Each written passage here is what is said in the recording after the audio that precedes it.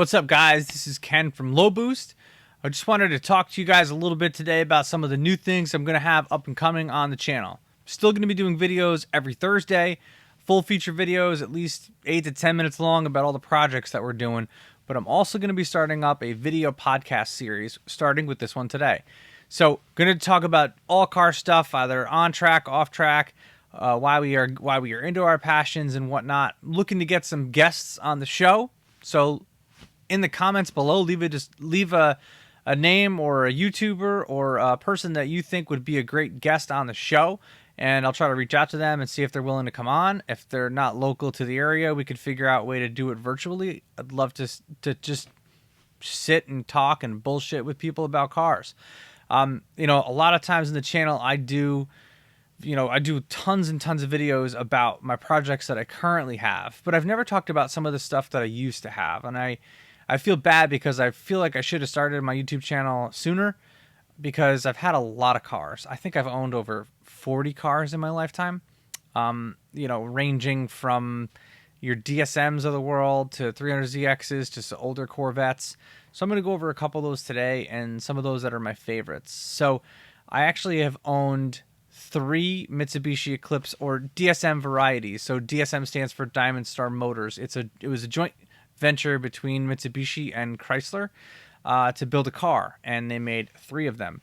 They made the Plymouth Laser, which I had a front-wheel drive version of those. They made the Mitsubishi Eclipse GSX, or the Mitsubishi Eclipse. I had a GSX, and they also made the Eagle Talon, which also came in an all-wheel drive turbo variety.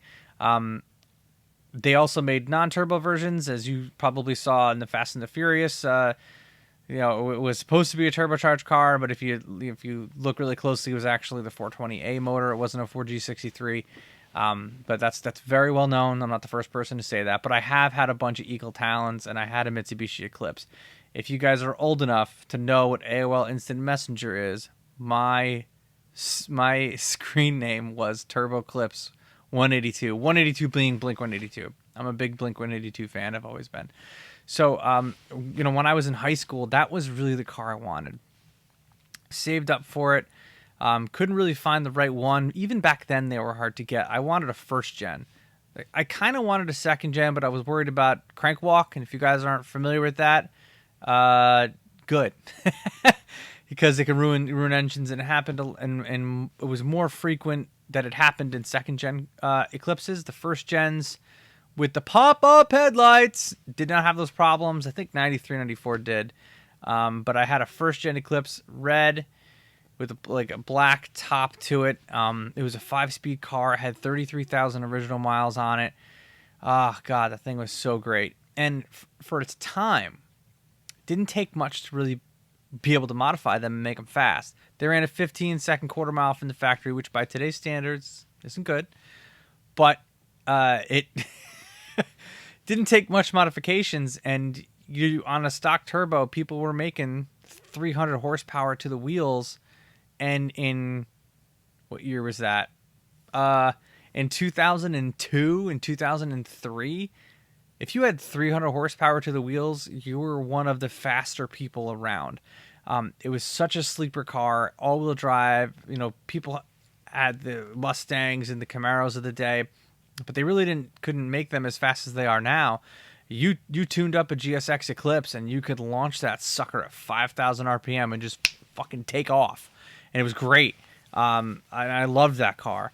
That really is what got me into Japanese cars. And, I've kind of gotten away from JDM since I got into BMWs, but I still have a very big respect for the JDM cars. Also, after I had also at the same time that I had the GSX Eclipse, I bought a 1990 Nissan 300ZX twin turbo. It was white, had white wheels, it was T-tops. I think it had like 60,000 miles on it. I paid $11,000 for it. Got it at Erie, Pennsylvania. My father wouldn't even let me go get it. He actually went to go get it because he wanted to drive it back, I think. But he didn't trust me to take the train out there and drive it back. I was 18, 19 years old at the time. So he went actually out and picked up the car. I bought it. It was the first car I ever bought online. I bought it on eBay. It was an auction car. This was 2003. Bought a car on eBay. Sight unseen. It was crazy, but it was hard to find those things. It's even harder now. So that was a crazy time. That was a crazy time. Yeah, so got that car. The big problem that had, they had 4-wheel steering systems, and they were called Super Hikes. And I had a problem when my 4-wheel steering system would leak, and I was in college, and I had no money. So instead of actually paying somebody to fix it, because it was really expensive to do that, and the people at the dealership, the Nissan dealerships, they didn't want to work on the car. They didn't want to work on. I went to 2-3 Nissan dealerships. Like, yep, we don't have anybody here that can work on that thing. And I was like, well, that sucks, because I don't even know what I'm doing, and I'm fucking 19 years old. I don't know how to work on this.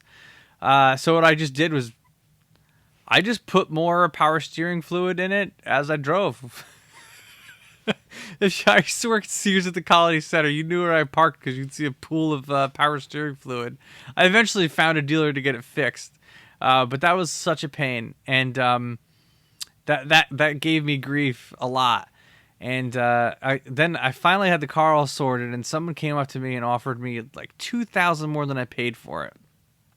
I was like, "Ah, man, sold to him." Immediately regretted it afterwards. Oh, it was such a. I should have hung on to that car. I wish I could have hung on to every car that I've had that I've liked. Obviously, not everybody gets the opportunity to do that.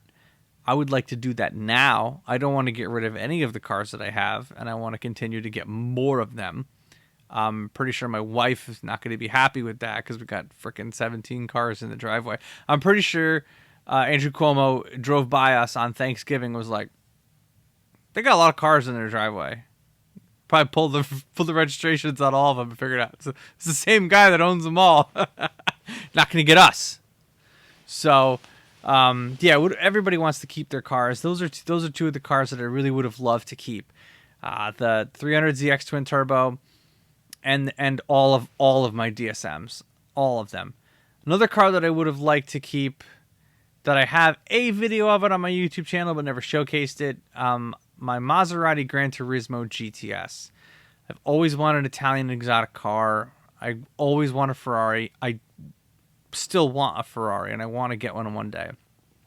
But that was probably the cheapest way to get one, because that had the Ferrari F430 engine, and it had the Ferrari 599 GTB transmission. So to get a car like that is a third of the price for what it would be to buy an F430 at the time. And I think the Gran Turismo is one of the most beautiful cars that have ever been made.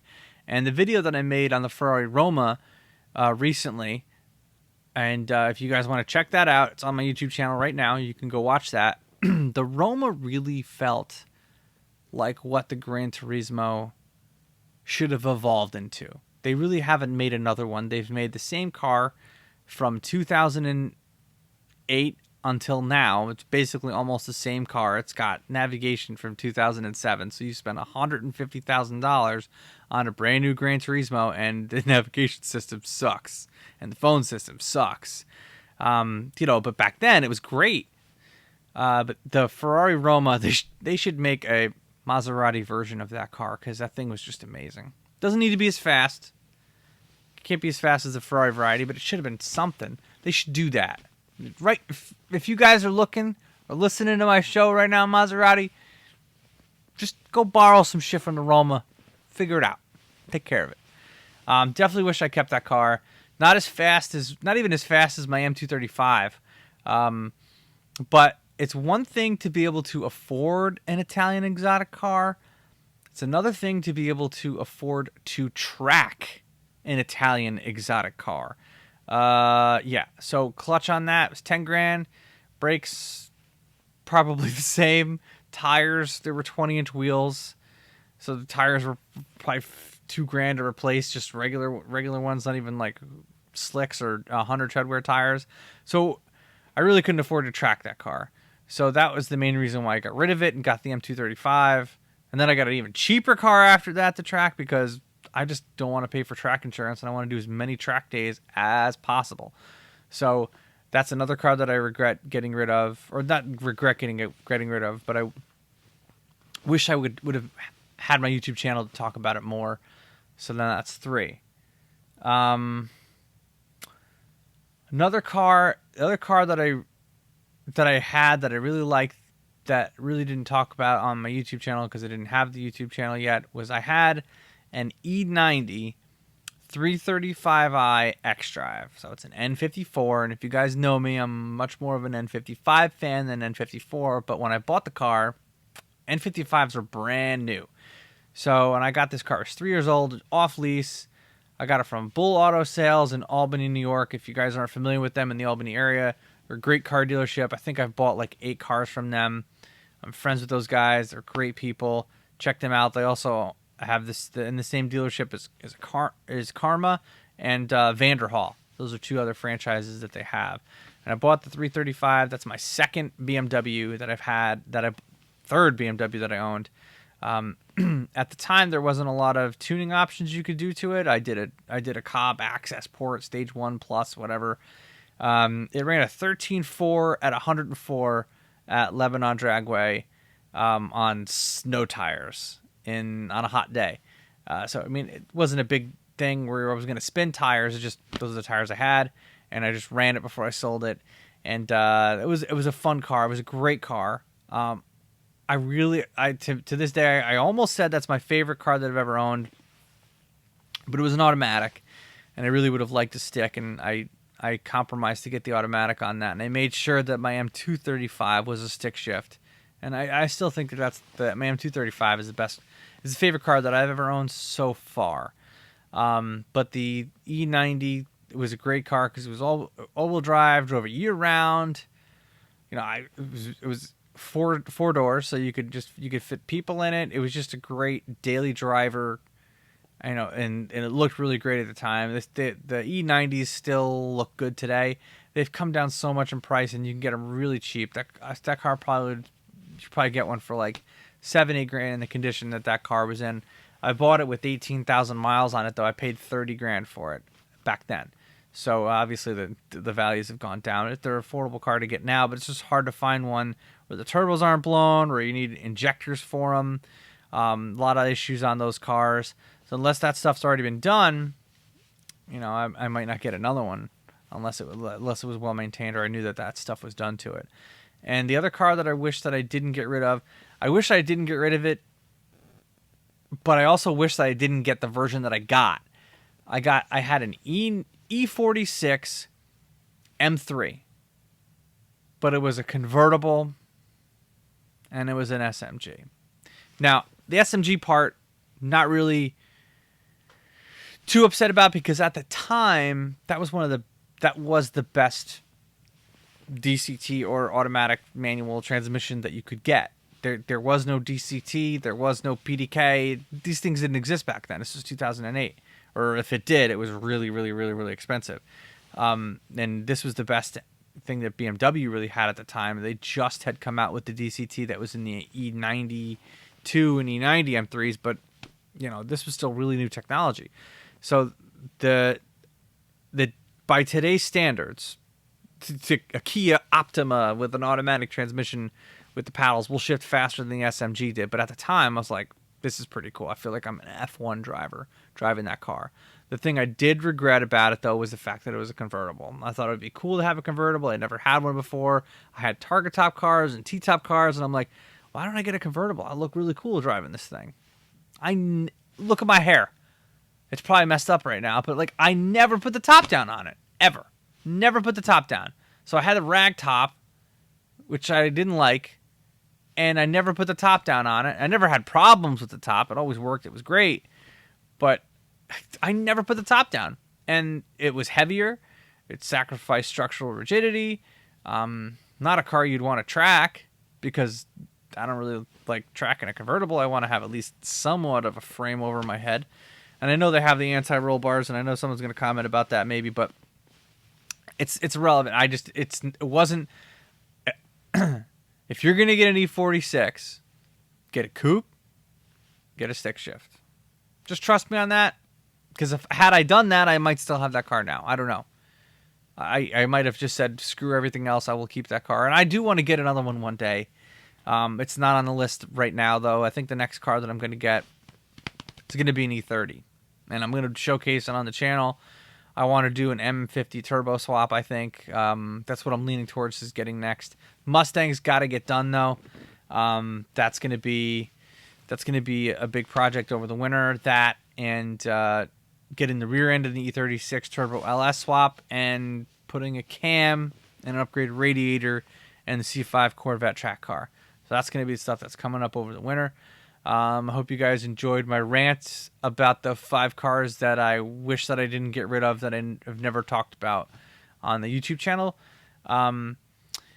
Check in the description below. I have links to some merch, t-shirts, nothing crazy, but if you're interested in supporting the channel, that definitely helps us out. Make sure you guys like this video because that also helps us out too with the algorithm. YouTube is really temperamental, and if you guys like the videos, more people will see them, and if more people watch them, that helps us out. And this is a hobby thing for me. This isn't my full-time job, so anything that we get from doing YouTube just goes to doing other cool projects. That's literally all it is. So thank you guys very much for watching, and I'll catch you in the next one.